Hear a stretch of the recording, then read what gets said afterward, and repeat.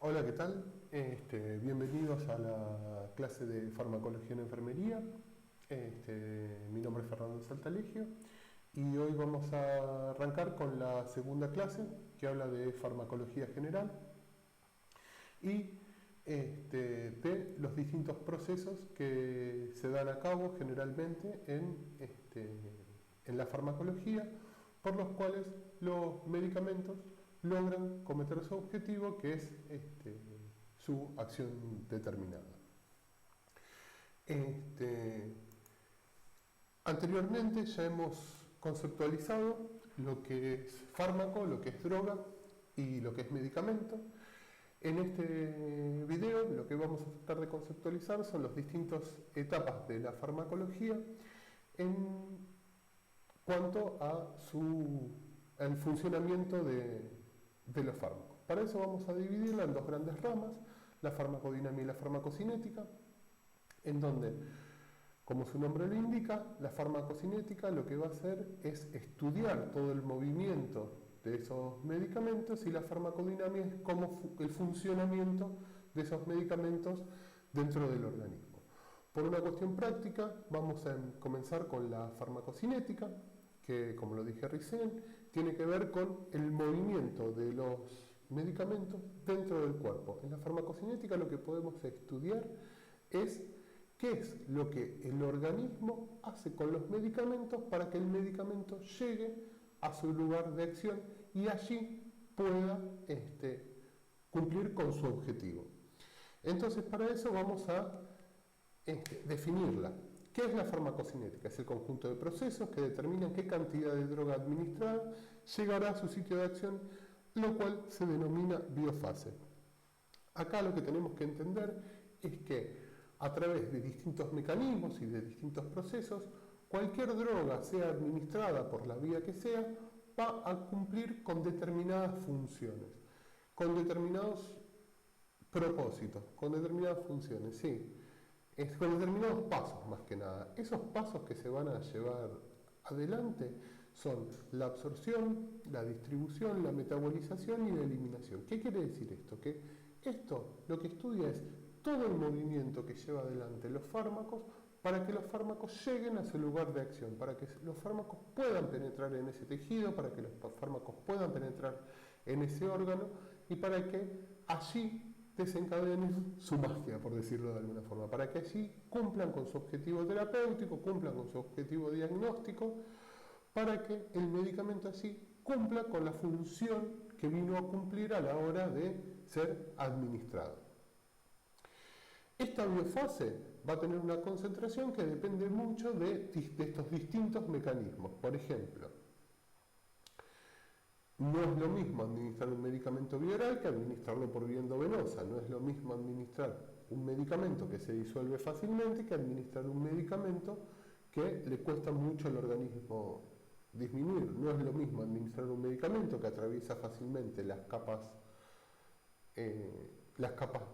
membranas biológicas, o no es lo mismo un medicamento que se elimina en forma sencilla, un medicamento que requiere de una biotransformación muy grande para poder ser eliminado. Dentro de estos procesos farmacocinéticos vamos a encontrar que estos factores que influyen en la concentración y estos mecanismos por los que este medicamento va a entrar en la biofase son la dosis que se va a administrar, la absorción, la distribución, el metabolismo y la excreción. Los procesos que estudia la farmacocinética son los cuatro últimos: la absorción, la distribución, el metabolismo y la excreción. Hay que destacar que de estos procesos farmacocinéticos no es que se dan escalonadamente y que hay que esperar que se termine uno de los procesos para que inicie el otro proceso, sino que son procesos dinámicos y superpuestos. Por ejemplo, al mismo tiempo que se está llevando la absorción y que una parte del medicamento atravesó la membrana biológica, por ejemplo del estómago, si está administrado por vía oral y está llegando a la vena gástrica y por lo tanto a la vena porta para llegar al hígado, al mismo tiempo que este medicamento está llegando al hígado y está distribuyéndose y metabolizándose, sigue parte de este medicamento absorbiéndose a través de la membrana gástrica. Entonces, no podemos decir que estos medicamentos se dan en forma, en distintos momentos, sino que estos momentos se dan siempre en simultáneo. ¿Y por qué decimos que son procesos dinámicos? Porque son procesos dinámicos que, a medida que se va llevando uno, más allá se va llevando uno, se va llevando adelante a cabo uno, se va llevando a cabo otro al mismo tiempo. Y dependen mucho de distintos factores para que puedan seguir o progresar en las distintas fases. Por ejemplo, muchas veces depende de la concentración del fármaco en uno de los espacios biológicos para que éste siga distribuyéndose, pero al mismo tiempo no quiere decir que falte absorber fármaco, sino que depende del uso del medicamento en el otro espacio biológico. Lo vamos a ver más adelante cuando veamos distribución. ¿Qué es lo importante destacar aquí? Que para que ocurran estos 4 procesos que estudia la farmacocinética, todo fármaco debe atravesar una membrana biológica. ¿Qué significa que atraviesen membranas biológicas? Significa que van a pasar de distintos compartimentos. Va a pasar, por ejemplo, del compartimiento del estómago, el duodeno, para atravesar las membranas biológicas que están en estos órganos y así llegar a la circulación porta, para que esta circulación porta sean metabolizados por el hígado, y una vez que son metabolizados por el hígado lleguen a la distribución, lleguen a la circulación presistémica. Para que llegue a esta circulación presistémica tuvo que atravesar varias membranas biológicas y tuvo que ir desde un espacio hacia el otro. Una vez que llega este medicamento a la circulación, este medicamento va a estar dentro de la circulación sanguínea, o sea que va a estar dentro del espacio vascular. Pero si no necesitamos que este medicamento se quede dentro del espacio vascular y necesitamos que penetre en algún tipo de órgano o de tejido, desde el espacio vascular van a tener que pasar al espacio extravascular y del espacio extravascular se van a tener que penetrar las células de ese órgano. Entonces, todos esos traspasos que va a hacer son traspasos que atraviesan las membranas biológicas con las características que tienen estas membranas biológicas y que vamos a ver un poco más en detalle dentro de la distribución. Pero tenemos que tener muy en claro que no son simplemente pasos que se van siguiendo, sino que lo que hacen es atravesar estas membranas biológicas. Vamos a empezar con la absorción. ¿Qué significa la absorción? La absorción es la entrada de un fármaco al organismo. Incluye la liberación de su forma farmacéutica, su disolución y la absorción propiamente dicha.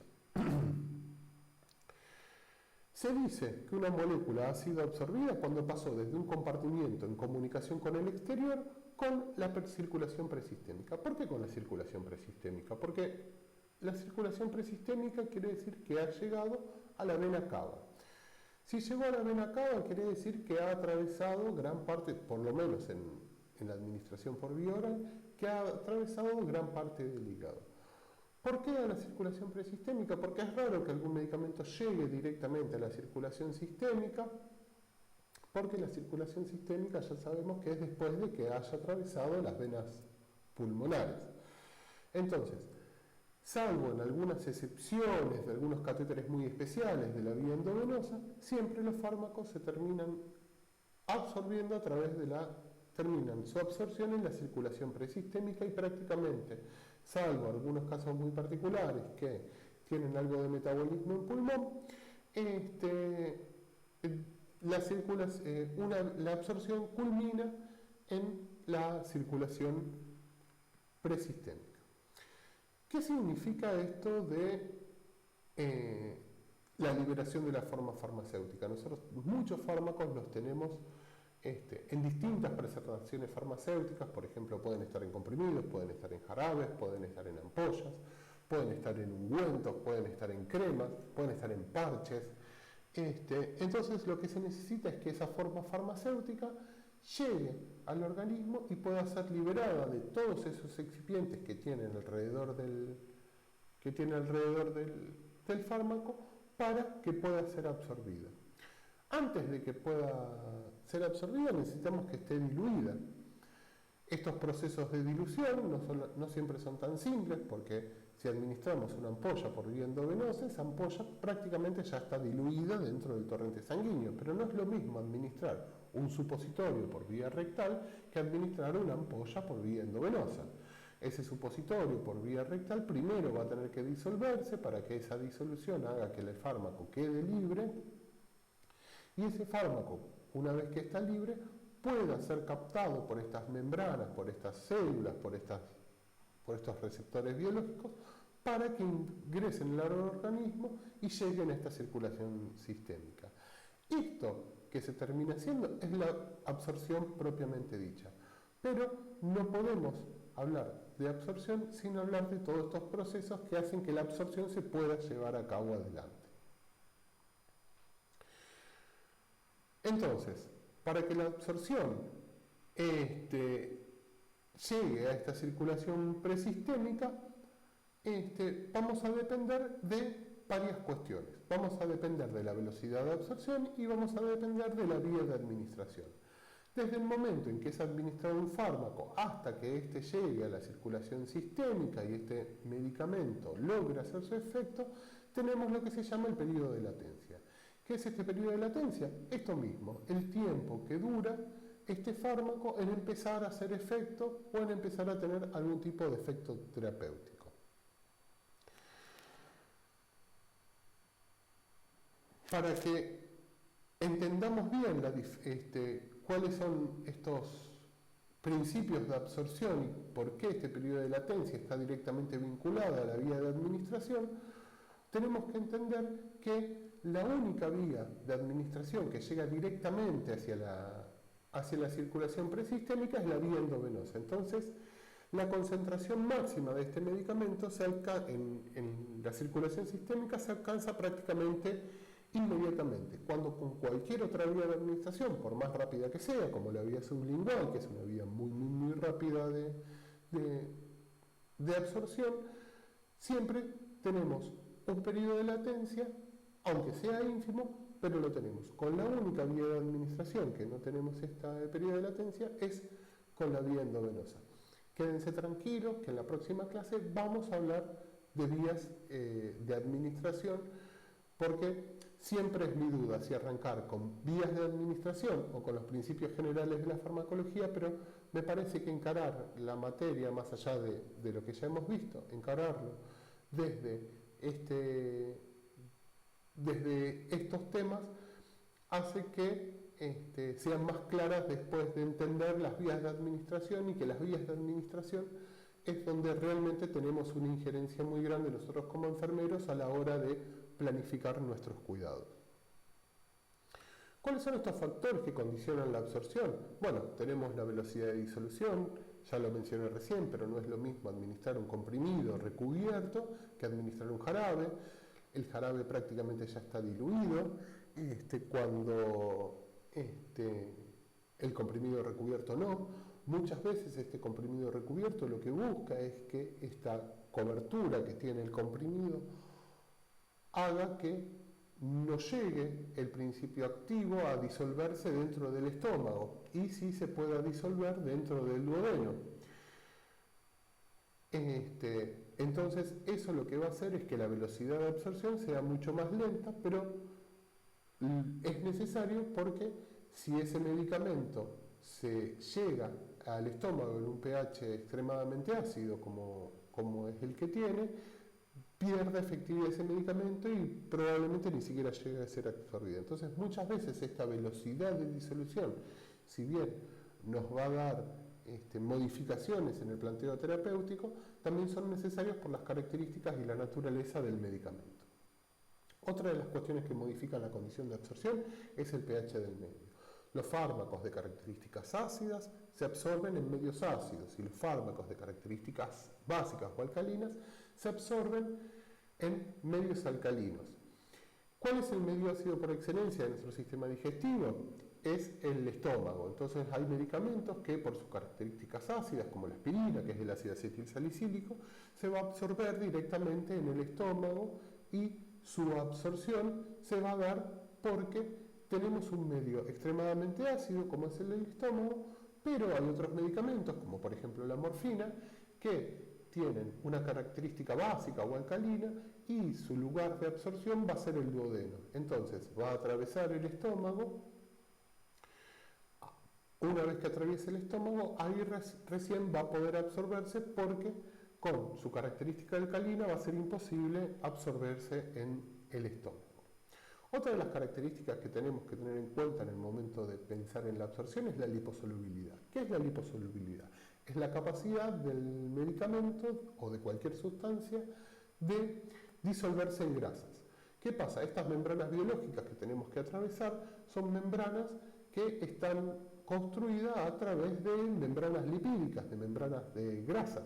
Entonces, la liposolubilidad lo que hace es favorecer de que estos fármacos puedan penetrar y atravesar membranas biológicas, sobre todo las membranas celulares, para que puedan llegar dentro de la célula, de cualquier órgano o tejido, del órgano tejido diana, donde tengan que hacer su efecto, y esta característica de liposoluble hacen que esta absorción y esta penetración sea mucho más sencilla.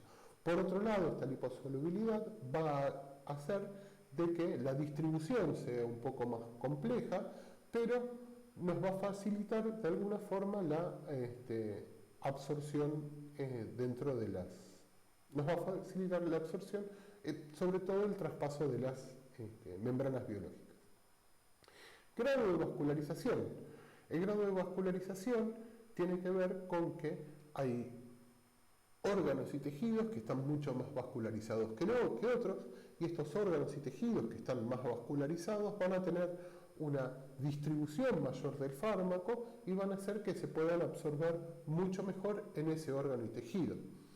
Pero también tiene que ver con la absorción propiamente dicha hacia la circulación presistémica. No es lo mismo administrar un medicamento por vía subcutánea, que como ustedes saben, esta vía subcutánea, este tejido adiposo, es poco vascularizado, que administrarlo por vía intramuscular. Excluyo de esta explicación la vía endovenosa porque la vía endovenosa es por excelencia el espacio vascular. Entonces no tiene sentido porque ya, como dijimos, la absorción está prácticamente hecha desde el momento en que se administra el fármaco. Entonces, esta vascularización, ¿qué es lo que va a conseguir? Va a conseguir que en tejidos poco vascularizados, como por ejemplo la vía subcutánea, tengamos una absorción más lenta, y en tejidos un poco más vascularizados, como el músculo, en la administración por vía intramuscular, tengamos espacios más vascularizados y esta absorción pueda ser más rápida. Pasa lo mismo dentro de la vía enteral. Nosotros tenemos por vía enteral espacios que están bien vascularizados, como por ejemplo puede ser el duodeno, pero tiene una absorción lenta, pero al mismo tiempo tenemos la vía sublingual y la vía rectal, que son espacios que están extremadamente vascularizados, y los elementos muy liposolubles se van a absorber con gran rapidez, a tal punto de que la vía sublingual muchas veces llega a compararse con la vía endovenosa. Gradiente de concentración. El gradiente de concentración es un factor importante para la absorción porque la mayor parte del traspaso de fármaco que se hace desde un espacio hacia el otro tiene que ver con la cantidad de fármaco que hay. Y esto ocurre de que en lugares donde tenemos mayor concentración de fármacos, lo que va a tratar de hacer el organismo, lo que va a tratar de hacer el fármaco es pasar a otros espacios donde haya menos concentración de estas. Entonces, hasta que estas concentraciones se equilibren y a través del traspaso de membranas biológicas, los fármacos donde están más concentrados van a tratar de pasar a espacios donde estén mucho menos concentrados. Y la vía de administración, bueno, ya lo venimos hablando un montón, la vía de administración prácticamente es uno de los principales factores que condicionan la absorción, porque cada vía de absorción tiene su propia naturaleza y cada vía de administración va a hacer que este fármaco tenga distintas características en cuanto a la absorción. También la vía de administración hace que un fármaco pueda o no ser utilizado. Por ejemplo, la insulina, tenemos un gran problema, hay un gran problema con la insulina, de que la insulina sí o sí debe administrarse por vía parenteral. ¿Por qué? Porque sería imposible administrar insulina por vía oral, ya que toda la composición de nuestros jugos gástricos desnaturalizarían por completo la insulina y no se ha encontrado forma hasta ahora en el mundo de administrar por vía oral la insulina. Sí se han encontrado otras vías de administración que no sean las orales, que no sean las parenterales, y se ha probado usar insulina en forma inhalatoria, pero tenemos el gran problema de que tiene una absorción muy errática. Esto quiere decir de que la absorción no es muy eficiente en cuanto a saber qué cantidad del fármaco se termina administrando, y por lo tanto no es muy práctica a la hora de ser utilizada. Bien, cuando hablamos del transporte del transporte y de la migración de estos fármacos a través de las membranas celulares o a través de las membranas biológicas, tenemos que hablar de que estos transportes se hacen a través de dos tipos de transporte, que se caracterizan en dos grandes grupos, el transporte pasivo y el transporte activo. Dentro del transporte pasivo y del transporte activo hay distintos mecanismos que utiliza el organismo para migrar estos fármacos de un espacio hacia el otro. Pero la gran diferencia que tenemos entre el transporte activo y el transporte pasivo es que el transporte pasivo no requiere de energía, generalmente usa el gradiente de concentración que hay entre gradiente de concentración, esta diferencia de concentración que hay en un espacio y en el otro, y si no puede utilizar esta diferencia de concentración y atravesar las membranas por simple diferencia de concentración, puede utilizar proteínas de traspaso, que lo que hace estas proteínas es unirse a estos fármacos para que las proteínas hagan que los fármacos atraviesen. Pero a diferencia del transporte activo, que también muchas veces requiere de la unión a otras macromoléculas, es que el transporte activo utiliza energía para hacer estos transportes. Entonces, en el transporte pasivo vamos a tener a lo mejor utilización de proteínas, o utilización de algunas moléculas, o utilización de enzimas, pero no requiere de energía para hacerlo. También el transporte activo sí requiere de energía, requiere del uso de ATP para que este fármaco pueda ser absorbido y pueda atravesar esta membrana biológica. Bien, entonces, en la absorción lo que vamos a lograr es que el fármaco penetre el organismo más allá de su vía de administración, y una vez que penetre en el organismo pueda llegar a la circulación presistémica. Cuando llega a la circulación presistémica nos vamos a encontrar con la distribución, que es el recorrido del fármaco, primero desde su lugar de absorción hacia la circulación sistémica y luego los tejidos, incluyendo su lugar de acción. Nuevamente, para que esta distribución se pueda llevar a cabo, se necesita de atravesar varias membranas biológicas. ¿Qué pasa con esta distribución de los fármacos? Cuando el fármaco se une a proteínas plasmáticas, a proteínas de la sangre, o cuando se une a grasas o es disuelto en grasas, nos vamos a encontrar con que lo único que se distribuye y atraviesa estas membranas en el sistema, para llegar al sistema sanguíneo, son los fármacos libres.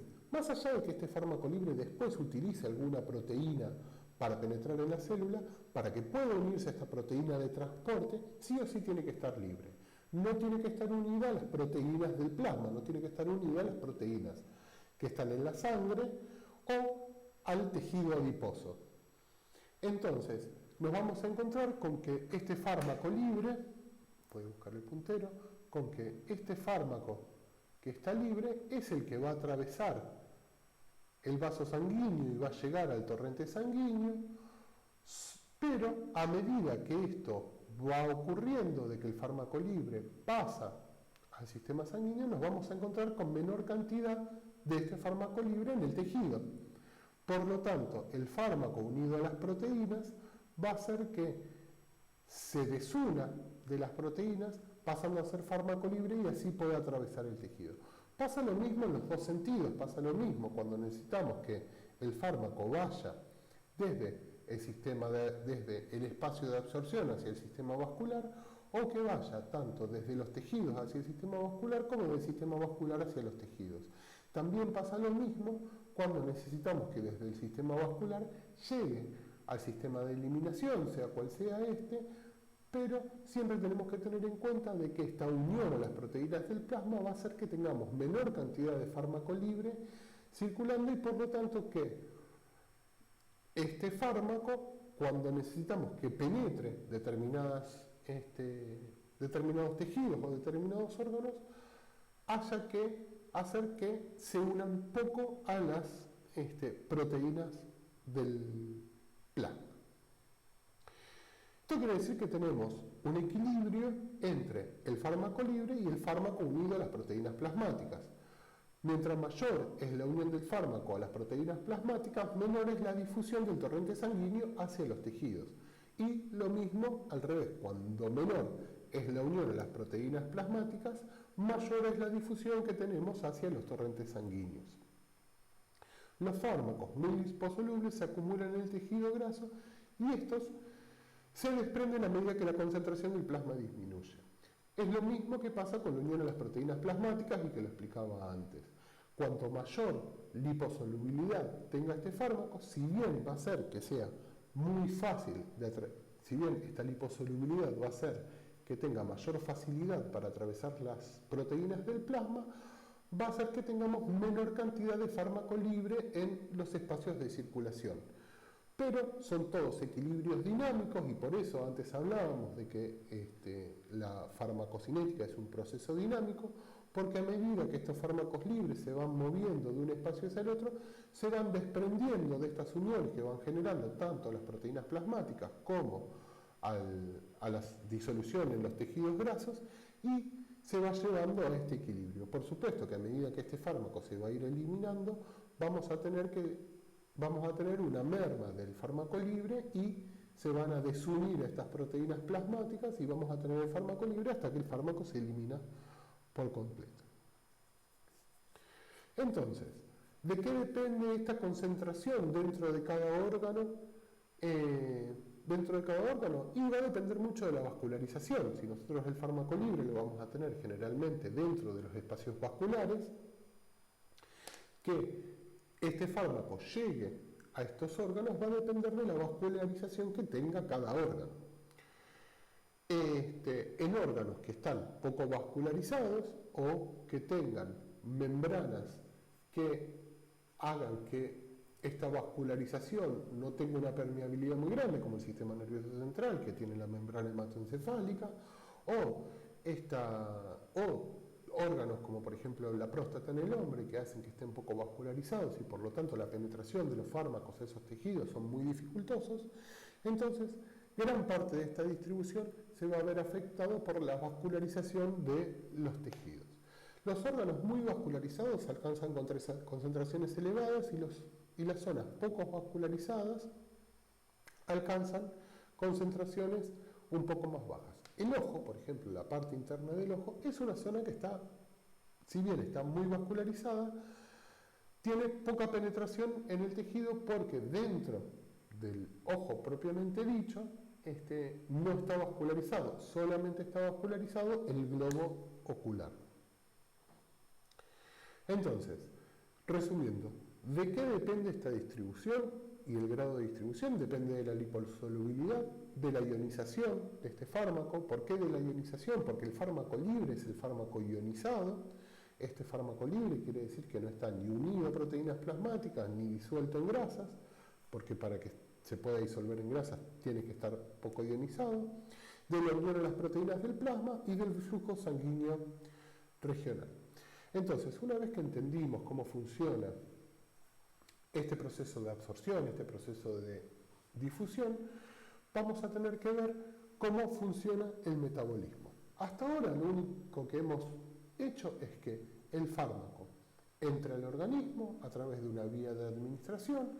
Esa vía de administración son varias y ya la vamos a ver más adelante en la clase que viene, pero ingresó por una vía de administración, a través de esa vía de administración llegó a la circulación presistémica, después a la circulación sistémica, a través de la circulación sistémica se distribuyó por todo el cuerpo, llegó a este órgano diana donde tenía que llegar, pero en el medio tenemos su biotransformación y esa biotransformación se da a través de distintos mecanismos que se regulan generalmente en el hígado. No necesariamente tienen que ser siempre en el hígado, muchas veces también se producen en pulmón o se producen en riñón, pero la mayor biotransformación que van a sufrir estos fármacos son en el hígado. ¿Qué es esta biotransformación que se hace? Cuando llega este fármaco uno dice, bueno, llegamos hasta acá, y el hígado dice, el hígado que es nuestro gran gestor de residuos, dice, epa, tenemos esto acá, que no sé muy bien lo que es una macromolécula, yo lo que voy a hacer es biotransformarla, transformarla, para que esto tenga una fácil eliminación, la voy a hacer más liposoluble, no más liposoluble, más hidrosoluble, voy a hacer que se disuelva mejor en agua, para que después el riñón pueda eliminarla con mayor facilidad. Este proceso se lleva a cabo a través de dos fases. Estas dos fases que lleva a cabo el hígado son la fase 1, que es la fase no sintética, que lo que hace es, el hígado puede hacerlo el intestino, puede hacerlo el pulmón, puede hacerlo el riñón, mediante reacciones químicas, lo que hace es desglosar este compuesto para que ese desglose de estos compuestos sean más hidrosolubles y pueda eliminarse fácilmente por riñón.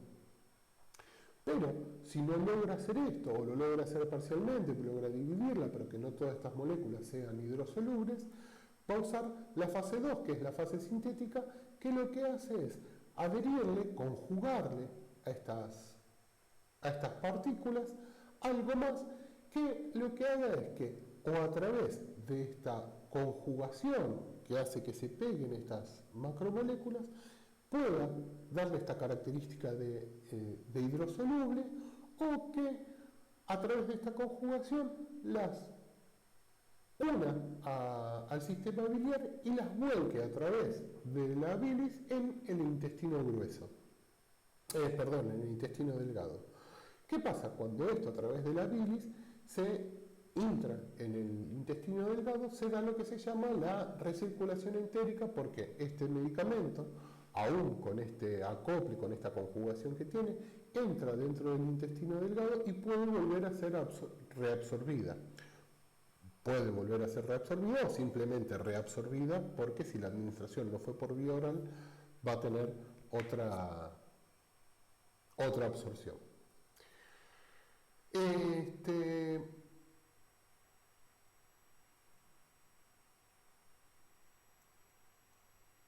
Bien, entonces ya tenemos lo que es la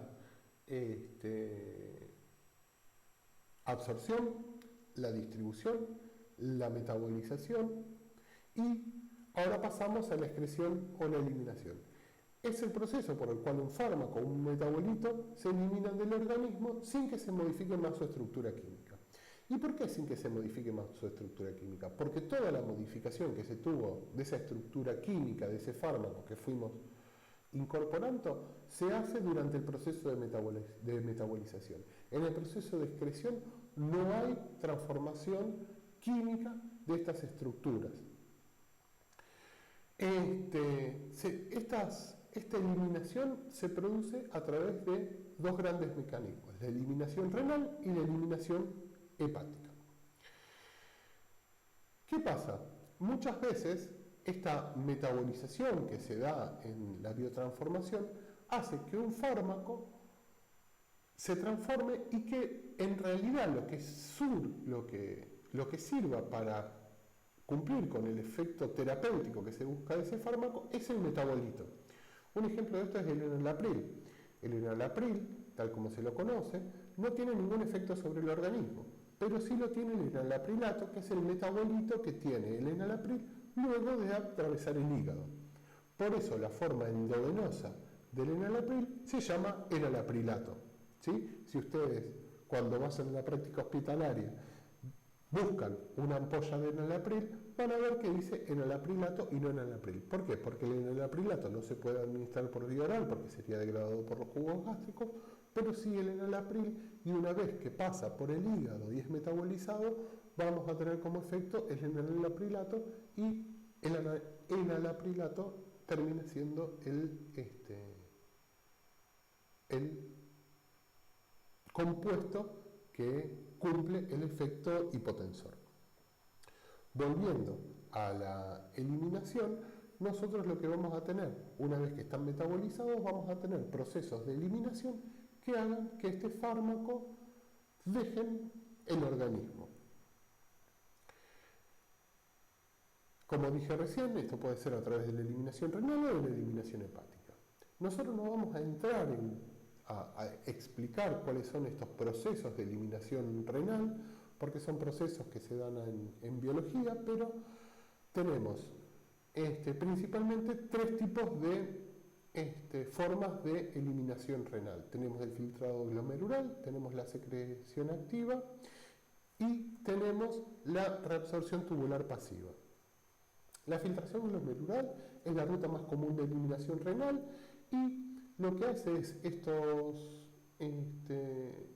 es filtrar a través del filtrado glomerular a todos estos metabolitos o medicamentos libres que se encuentran en la circulación sanguínea, y a través de la filtración glomerular siempre lo elimina por orina. ¿Qué pasa? Este filtrado glomerular no filtra las proteínas plasmáticas y por lo tanto tampoco va a filtrar a los fármacos que están unidos a ellas. La secreción activa, si bien sí puede filtrar algunas proteínas o puede filtrar moléculas más grandes, lo va a hacer en cuanto a la características que tengan estas moléculas en cuanto a su acidez o alcalinidad. Entonces, según la secreción de ácidos y bases en el fluido tubular, va a hacer que la eliminación de sustancias ácidas o alcalinas sean eliminadas a través de esta secreción activa. Y, por último, la reabsorción tubular pasiva lo que va a permitir es que a través de una barrera lipídica haya fármacos que puedan ser eliminados aún siendo solubles en grasas y aún estando unidas a proteínas, que lo va a hacer a través de diferencia de gradiente de concentración. ¿Qué pasa? Esta reabsorción tubular es mucho más difícil de conseguir que el filtrado glomerular común. La eliminación biliar y fecal es otro método que es el que, si bien ya lo mencioné antes, a través de la metabolización hepática y los metabolitos que se forman en el hígado, estos metabolitos se puedan excretar por la bilis y vayan a la circulación biliar, y a través de la bilis desemboquen por el colédoco en el intestino delgado, y así todos estos metabolitos o estos fármacos llegan al intestino delgado y se terminan eliminando por heces por el propio tránsito intestinal. ¿Qué pasa? Tenemos como consecuencia de esto que gran parte de este fármaco puede ser reabsorbido en el intestino delgado, y recurramos al ciclo denominado circulación enterohepática, en donde desde el intestino se reabsorbe, va a circulación porta, de circulación porta vuelve a circulación biliar, vuelve a desembocar en el intestino delgado, y así se va absorbiendo, y como este proceso es cada vez menos efectivo, llega un momento en que se elimina por heces, porque como ustedes saben, la bilis se elimina por heces. De hecho, la bilis es lo que le da ese color característico que tiene la materia fecal. Bien, entonces, una vez que ya entendimos estos cuatro procesos que tienen que ver con la farmacocinética, que son la absorción, la distribución, la metabolización y la eliminación, tenemos que incorporar un par de conceptos más que son claves para entender esto. El principal concepto que voy a describir acá es la biodisponibilidad. La biodisponibilidad es la fracción de un fármaco que alcanza la circulación sistémica después de ser administrado por cualquier vía. Esta biodisponibilidad se expresa con un porcentaje de la dosis que alcanza la circulación sistémica. Bien, como ya dijimos antes, la única vía que alcanza por completo la circulación sistémica es la vía endovenosa. Cualquiera de las otras vías que se administren, por más efectivas que sean, van a tener algún tipo de filtro de esta medicación y no toda la medicación que se administra va a poder llegar a esta circulación sistémica y por lo tanto mucho menos a este órgano o tejido en donde necesitamos que actúe. Esta biodisponibilidad se expresa en porcentaje y dependiendo de cada vía de administración vamos a tener biodisponibilidades más grandes. Un ejemplo que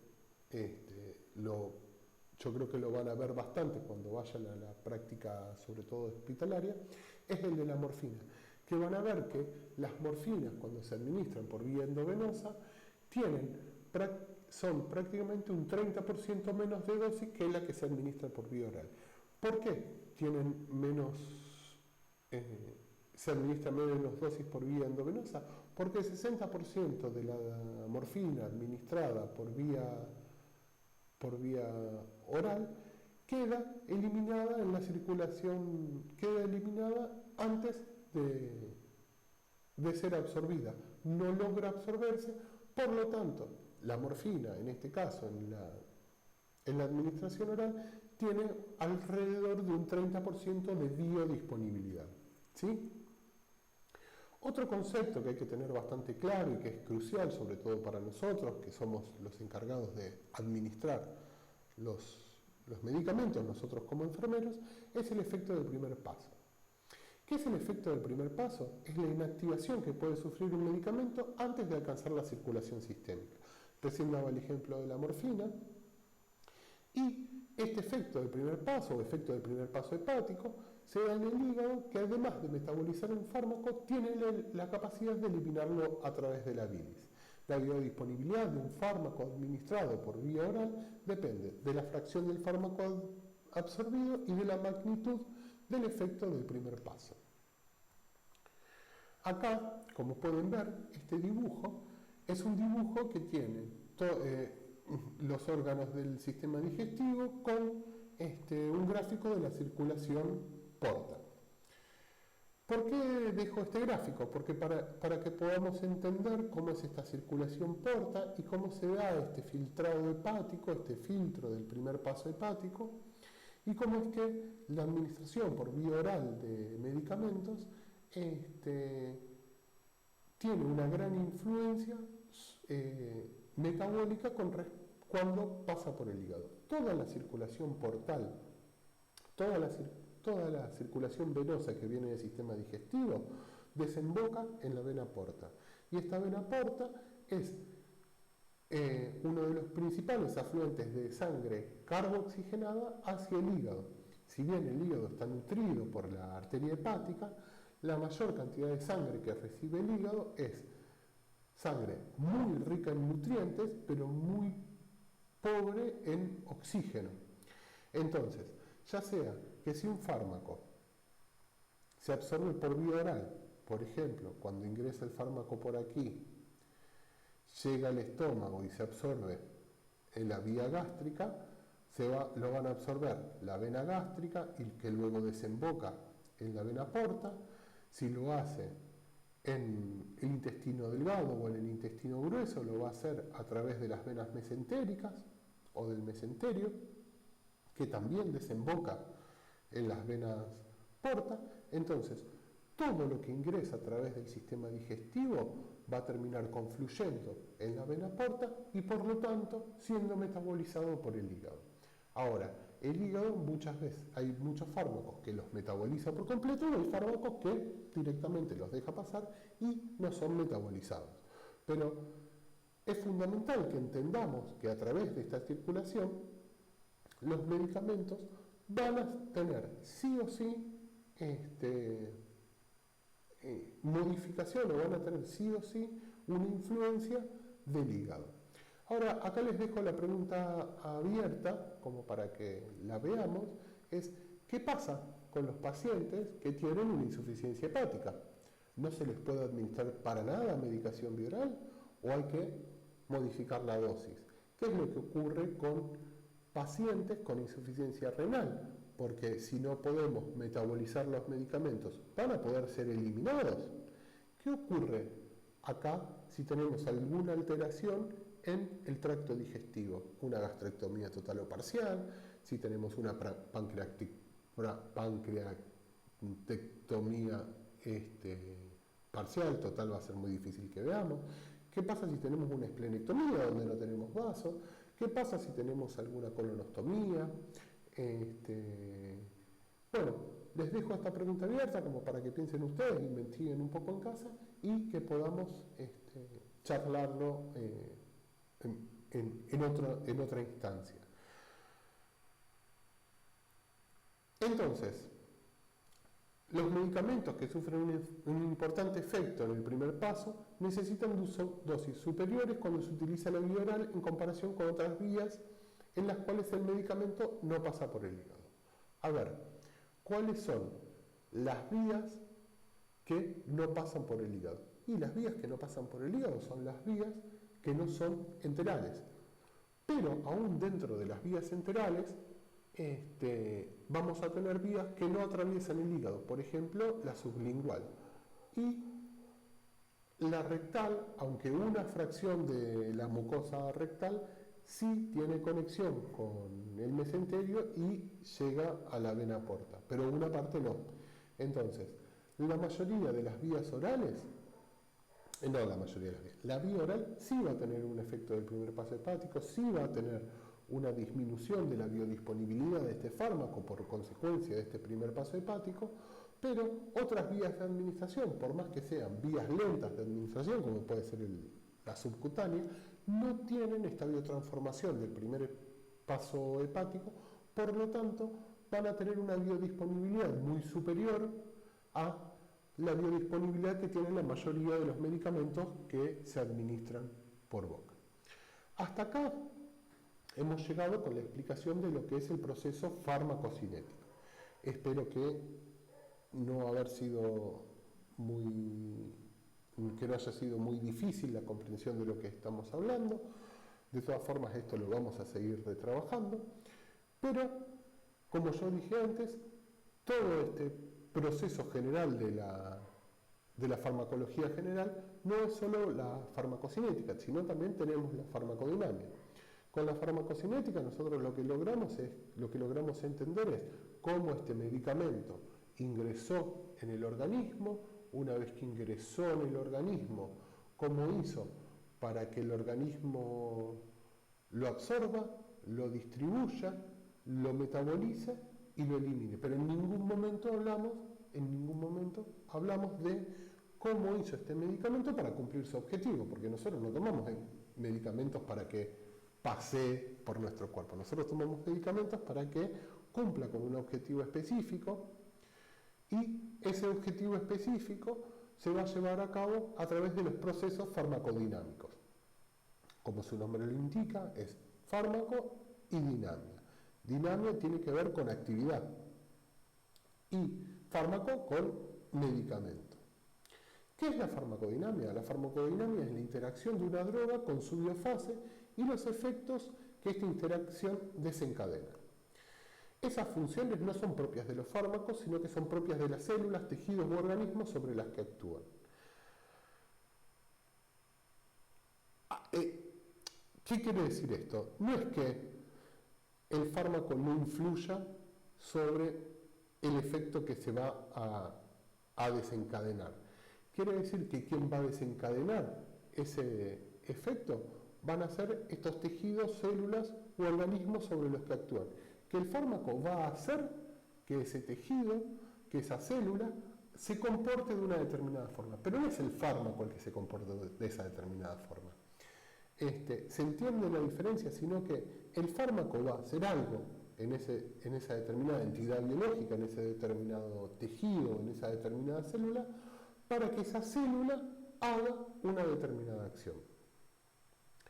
Esa determinada acción que termina siendo esa célula, ese tejido, esa entidad orgánica, es lo que se llama mecanismo de acción. O sea, que este fármaco va a tener un mecanismo de acción que haga que esa célula haga determinada cuestión. Por ejemplo, el salbutamol en el tejido del árbol bronquial va a hacer que el bronquio se dilate. Entonces, el mecanismo de acción es la unión a determinados receptores en determinada célula que haga que se dilate y se afloje y entonces haya una apertura de la luz del árbol bronquial. Estas drogas que van a llegar a estos determinados tejidos van a tener distintos tipos de acción. Y estas acciones las podemos tener como una acción específica, que la acción específica tiene alta especificidad biológica. Esto quiere decir que utiliza sitios moleculares específicos, utiliza determinados receptores muy específicos y que estas drogas van a unirse directamente a estos receptores específicos y que si esta droga tiene una pequeña variación en su estructura química, puede que no produzcan nada del efecto que se busca, porque, como vengo diciendo, son extremadamente específicos. A cada receptor se le une una determinada clase de moléculas para que cumplan con ese efecto que se está buscando. En cambio, en la acción inespecífica, al no tener gran especificidad, no son químicamente sensibles, sino que tienen una gran especificidad en cuanto a su composición y no actúan directamente sobre los receptores propios de las células, sino que generan condiciones para que esos receptores trabajen de una determinada forma. Entonces, por ejemplo, hay determinadas drogas que lo que hacen es hacer un medio, por ejemplo, sea más ácido o más alcalino, o que de alguna forma determinado tejido tenga mayor permeabilidad a algunas determinadas sustancias, pero en sí no son las drogas las que van a hacer ese efecto específico sobre un determinado receptor, sino que van a generar condiciones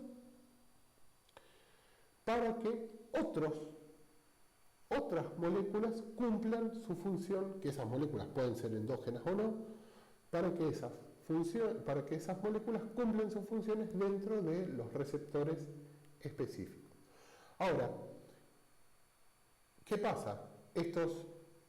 Al ser tan inespecíficos, estas drogas son de baja potencia, a diferencia de las drogas que tienen una especificidad más específica, una acción más específica, que por lo general tienen una alta potencia. Entonces, hablamos de especificidad, de que sean específicos o inespecíficos, y hablamos de estos receptores. ¿Qué son estos receptores? Estos receptores son reguladores moleculares que activan o inhiben procesos que normalmente se llevan a cabo dentro del organismo. Entonces nosotros tenemos estos receptores que están preparados para determinadas sustancias endógenas, sustancias que se generan dentro del propio organismo, y cuando nosotros incorporamos este fármaco y este fármaco llega a este receptor, este fármaco se une a este receptor y desencadena esta respuesta para los que están preparados estos receptores. Entonces estos receptores son sitios de unión y sitios de interacción. ¿Qué pasa con estos receptores? Son proteínas, son enzimas, que pueden ser proteínas reguladoras, enzimas, proteínas de transportes o proteínas estructurales. Estos receptores pueden hacer que al unirse una molécula modifiquen las estructuras de las células, hagan que estos fármacos puedan hacer que estos receptores permitan la permeabilidad de otra sustancia, puede que regulen determinada actividad, por ejemplo, que regulen el metabolismo de la célula, o pueden hacer que determinadas enzimas modifiquen su comportamiento para las que fueron creadas. Ahora, estos receptores pueden unírseles fármacos que actúan de distintas maneras. ¿Cuáles son las formas de actuar estos fármacos? Son o de forma agonista o de forma antagonista. ¿Qué significa que sea de forma agonista? Que al unírsele este fármaco a este receptor, haga que el receptor cumpla la función para la que ha sido preparado. Entonces, los agonistas son fármacos que se unen a los receptores y como consecuencia de la interacción que se establece entre ellos, se produce una serie de eventos que conducen a este efecto farmacológico. En cambio, los antagonistas son fármacos que impiden la acción de los agonistas.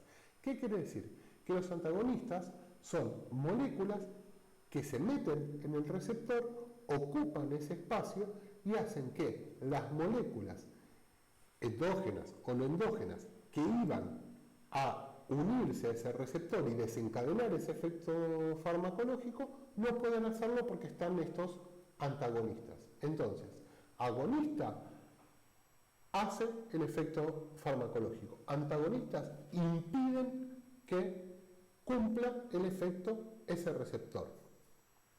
O sea, que los antagonistas se unen a ese receptor, pero hacen que ese receptor no se active y no cumpla con la función. Bien, para entender un poco más sobre estos receptores y cómo es que funcionan, tenemos que definir lo que es la afinidad y la actividad intrínseca. La afinidad es la capacidad que tiene una droga de unirse a un receptor.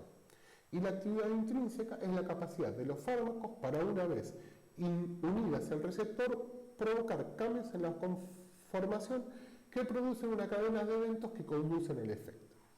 ¿Qué significa? Que la afinidad es la capacidad que tiene esta droga de unirse a este receptor. Los agonistas poseen una alta afinidad por el receptor y una alta actividad intrínseca. ¿Qué quiere decir? Que los agonistas se pueden unir muy fácilmente a estos receptores y también desencadenan este efecto farmacéutico que se está esperando. Pero en cambio los antagonistas, si bien poseen una altísima afinidad a los receptores, no desencadenan esta actividad intrínseca. Si bien se unen a los receptores, no tienen actividad intrínseca porque no se desencadena este efecto farmacológico que se está esperando. Por supuesto que hay medicamentos que tienen una afinidad selectiva, que tienen una afinidad parcial, pero en líneas generales los medicamentos que tienen alta afinidad son medicamentos que se unen a estos receptores. Si no tienen afinidad, no se van a unir a receptores, pero lo que pueden llegar a hacer es que se unan a las moléculas endógenas que se iban a unir a esos receptores y evitan que le bajan la afinidad, digamos, a esas moléculas endógenas que generan el efecto farmacéutico.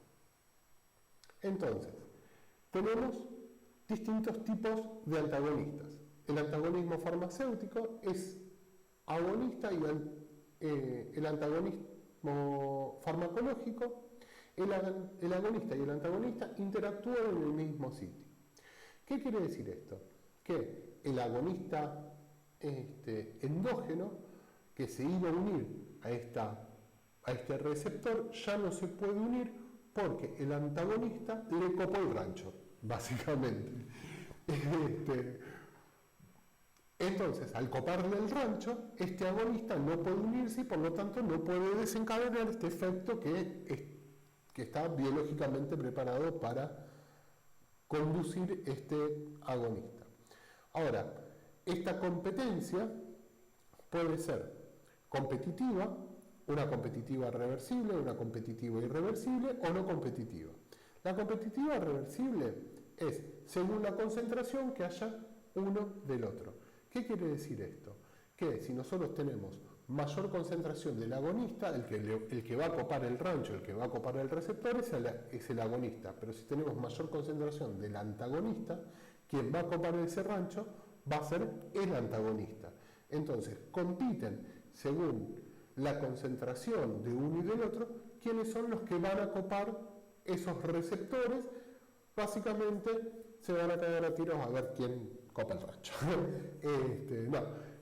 Básicamente son quienes van a competir según la cantidad que haya de uno del otro para ocupar esos receptores. En el competitivo irreversible, el antagonista va a ocupar el rancho, se va a quedar instalado y no va a haber forma de removerlo. Por más que tengamos 10, 15, 20, 50 veces más de agonista, ya se quedó fijado en ese receptor y no lo va a poder ocupar el agonista. Solamente lo va a poder ocupar a medida que el antagonista se vaya desprendiendo solo de ese receptor y queden los espacios libres para que el agonista se vaya acoplando. Y el no competitivo significa que no ocupa ningún sitio del receptor, sino que hace que el agonista cumpla su función. Es lo que decía antes. Muchas veces lo que hace este antagonista es coparse, unirse al agonista y así hacer que el agonista no pueda cumplir su función. A veces evitando que este agonista se meta en el receptor o a veces modificando su estructura de tal forma que, si bien este agonista se puede unir al receptor, la estructura química hace que esa unión, esa conjunción que se hace entre el agonista y el receptor no pueda llevar a cabo la acción específica que busca el fármaco que haga. El antagonismo químico ocurre entre dos medicamentos que por naturaleza se anulan uno con el otro. A ver, ¿cómo decirlo? Es como